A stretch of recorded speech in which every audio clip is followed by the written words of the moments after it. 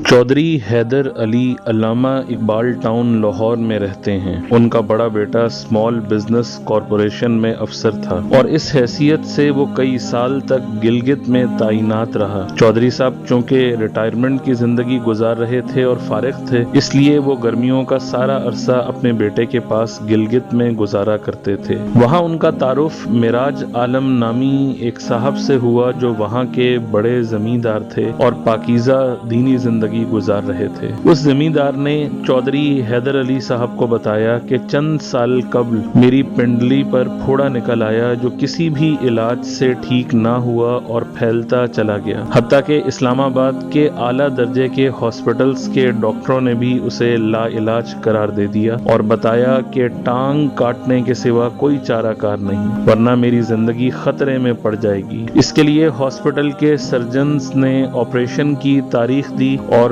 Hospital میں مجھے داخل کر لیا۔ مذکورہ زمیندار نے بتایا کہ حتمی طور پر جب یہ طے پا گیا کہ میری ٹانگ کاٹ دی جائے گی اور مجھے ہاسپٹل میں داخل کر لیا گیا تو اس روز میرے پاس 75,000 روپے تھے۔ میں نے ہاسپٹل کے نچلے درجے کے ملازموں یعنی چپڑاسیوں، صفائی کرنے والوں، مالیوں اور بیلداروں کو بلایا اور ساری کی ساری رقم ان میں تقسیم کر دی۔ آپریشن کا دن آیا تو آخری مرتبہ ڈاکٹرز کا پینل بیٹھا، ان میں ایک نئے ڈاکٹر کا بھی اضافہ تھا۔ اس نے میری ٹانگ کے پھیلے ہوئے پھوڑے کو دیکھ کر کہا کہ ابھی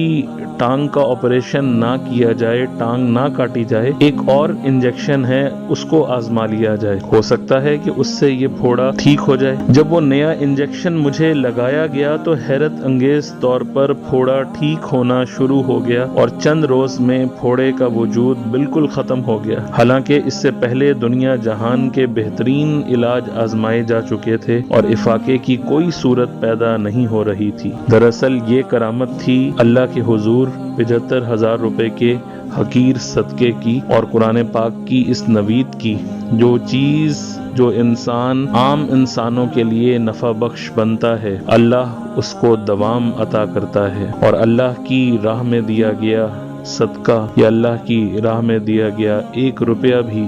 اگر سچے دل سے اور سچی نیت سے دیا جائے تو خیر و برکت کا ذریعہ ضرور بنتا ہے۔